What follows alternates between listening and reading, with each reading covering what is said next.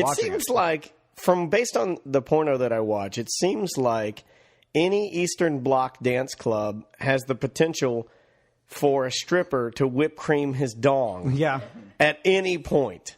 Mm-hmm. Like he could just break out. I love this song. And it game on. I think that's a lot of all that's set up. That doesn't really happen. Still, it's not. I mean, there's a lot of setups then. You see what I'm saying? But I see those European swinger parties that they have. Like, they do... it's always kids. It's like swing stock or swing sake. Something like that. Swing sake. It's something swing... It's something... It's like this big swinger fest that they have, and I watch Swing-a-palooza. It's something like that, and it's like a bunch of people, and it's a big room, and there's mattresses everywhere. Is it Lilith Fair? No, it's not, it's not that. I'm kidding. But the beginning, going back to the blindfold, the beginning swinger wives wear blindfolds, so when they bang another dude, they don't feel as bad. You see what I'm saying? So they still I didn't know that. They get the other dude. It's like introduction. Unless the dude's got a really lumpy one down there, and she knows. Well, no, she knows it's another dude, but the thing is... Does it feel that different, really? She doesn't see. Do you think it feels really that different? No. Look, I'm going to be honest, and I've, whether it's any girl that I slept with before my wife or my wife, if you blindfolded me, I couldn't tell the difference. No, well, you could tell by the way their body feels. By squeezing her boobs, yeah, but I'm saying... No, but what if it was like the Japanese game show where they just put their asses through a hole? And you got to... could you tell the difference? No, of course not. Yep, no. That's all set up. What I'm saying is if you don't use your hands... You'd always stop on your mom, though. Yeah. And then they'd make you bang her at the end, which I never understood. Terrible. They're like, we will now make you... I'm like, why? He won the game, right? Yeah. If you win the game, the prize should not be to bang your mom. No, I don't think you win. That's a hell of a bad prize. You win if you don't bang your mom. That is my mantra for life. You win if you don't bang your mom. That's how, blanket statement for all of life. They put their tits through holes. And you got to squeeze them. And then you squeeze them and you decide who's not your mom. Yeah. But the thing is... I think I could tell my mom's tits. I've always said, even if you won and you picked a girl that's not your mom, you still squeeze her tits through out there. You still lose, right? Yeah, you still lose. I don't understand. Because you had to squeeze them to tell. Yeah. You're right. And then they do a finger in. But I could tell. I guarantee you I could squeeze and I could go, what is that? Is that a... did somebody win a goldfish from the fair? That's my mom.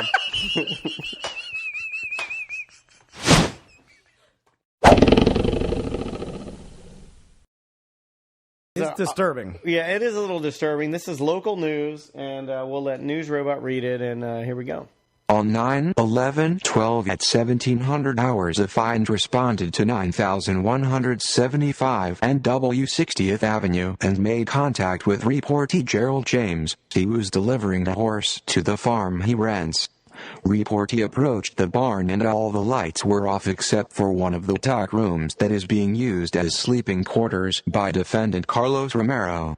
As the reportee walked past the tack room, he looked in the window and observed the defendant and defendant's miniature female donkey in the tack room together.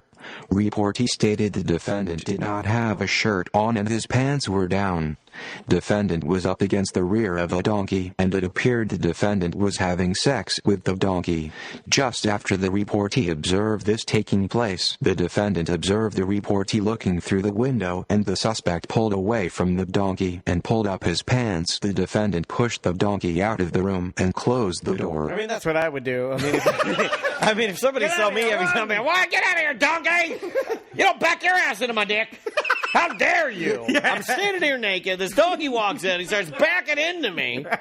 You son of a bitch! Defendant stated he uses his fingers and saliva to clean the donkey's clitoris and checks for wood shavings and debris.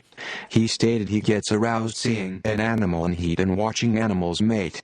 Defendant stated he stands behind the donkey, scratches her withers and masturbates.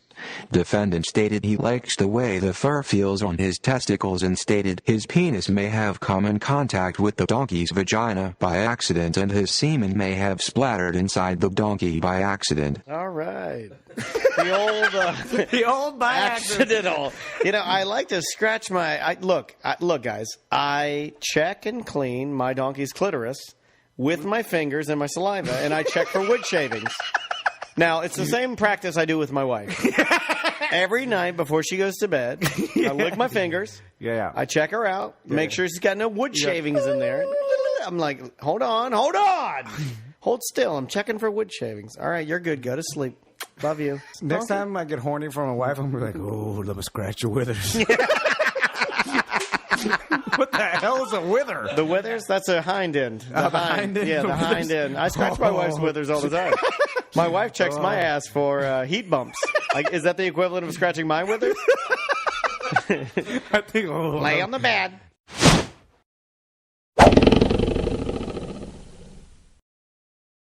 Oh, buddy. What was that?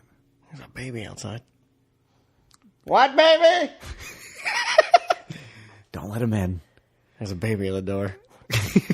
What do you do if you look outside and there's a baby in a basket like that? That used to happen all the time. Oh, yeah. You take him to the fire station. I always thought that people that didn't want babies back in the 50s were a lot more polite than the hookers and drug addicts that just dump the blood baby in the dumpster these days. Yeah. They would actually clean it and put it in baby clothes and then put it in a basket. In an Easter basket. That's expensive as hell. And they wrap it in a bundle of some sorts. Yeah, they bundle it up in a blankie and they put it in a basket that you could only get from like a Joann Fabrics or a Pottery Barn. And then they ring the doorbell and Ding, ding. And then they run away really fast. Yeah. Back in the 50s, you were either, if your doorbell rang, you get one of three things. Either a visitor, a baby, or flaming dog shit. That's what I was going to say. What if it was a blind person and he has been plagued with flaming dog shit bags? And he stomps the baby? Yeah. Oh, my God. Or what if he's been plagued with babies and he adopts a bag of dog shit?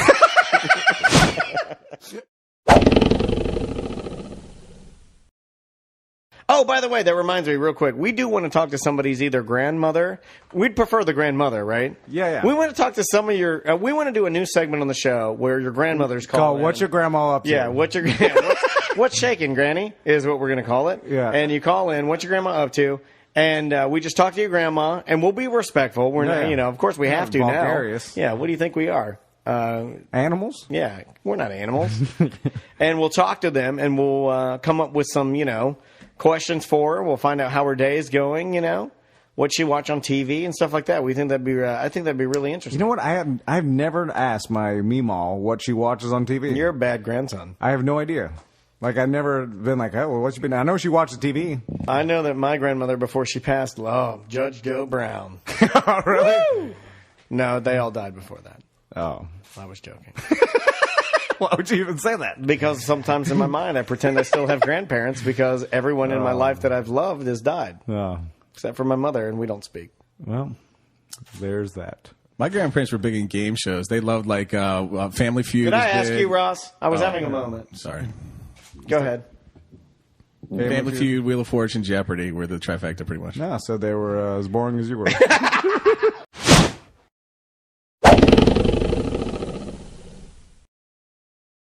My wife won't let me do that. What? Oh, inside? Oh, yeah, I know. I asked her last night. You should do it. Just do it anyway without her knowing. She'd be mad. She's on birth control, dude. I know. So it's impossible. It's not impossible. Yeah, it is. It's not impossible. You ask a doctor, he's just like, it's impossible. I mean, they tell you a 0.99 or 0.001% chance. Then there's a possibility. Yeah, but they have to put that just because of super fluke. No one ever says 100%. You can't put 100%. Does your baby come out like a retard if you... Super fluke. Wide receiver. Super fluke retard baby. The Ohio State. What if your name was Super Fluke Retard Baby? Super Fluke Retard Baby. It's Samoan. It's kind of Super Fluke. I'm looking for Retard Baby. First name Super Fluke.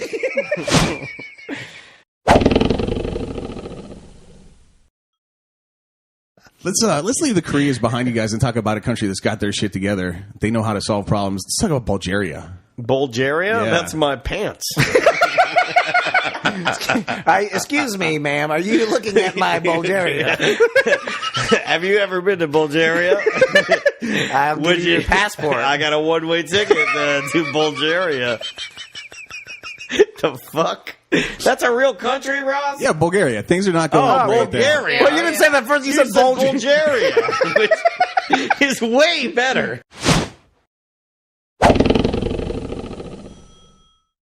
When I plug when my wife plugs her hairdryer into the bathroom outlet, it smells like fish. What the fuck? I'm not joking. I think I've heard you say this Yes, before. and the whole it'll stink up the whole bathroom like fish. And I know there's a lot of jokes there. Yeah.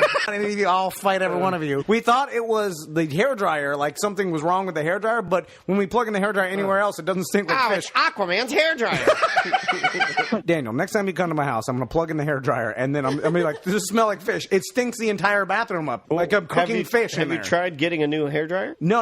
It's the plug. I think there's like a small electrical... It's a small fish living in your plug. Like, these motherfuckers are plugging it in here, and it's crazy. I'm just trying to swim around. Your whole house is water in it. There's most people have like a rat or a cat living in the wall. You have a fucking fish in your wall. He's swimming around your house. Yeah, all inside between the walls. He's plugging in a hairdryer and God damn it! And he starts shitting. I think some sort of electrical fire smell like fish or something like that. Like a short, like burnt plastic. Yeah, I know what burnt plastic smells like. I know what burnt hair smells like. It's like but it doesn't smell like fish. It's a straight up fish. Like fried fish or grilled fish? Like a squid. It smells like squid. Like a squiddy. Maybe you have a squid in your wall. It's a condition called squid wall. Oh, got the old squid wall? I was wondering. Would you freak out if an electrician came over there, took the plate off, looked back there, and a fucking tentacle came out? Grabbed him, pulled his fucking arm off. A chomping squid beak. Yeah, like, there's your problem. Look, and then he puts a pencil in there. Hold on a second. Hold on a second. You got a fucking squid in your wall. Yeah. Oh, it's big too. I don't know how to get this thing out of here. We're gonna just we have to burn your house down. Hold on. Like, no, I don't. It's the only way to get him out. We'll smoke him out. You gotta make peace with him. You gotta feed him something. You gotta feed him some fucking bric-a-brac, some coral or something. Coral bric-a-brac. You gotta smush some fucking algae rock in there or something. I'm brushing my teeth and I see a squid beak. And you're like, God. Good morning, squid. Good morning, Tom. I'll squirt some toothpaste in your beak.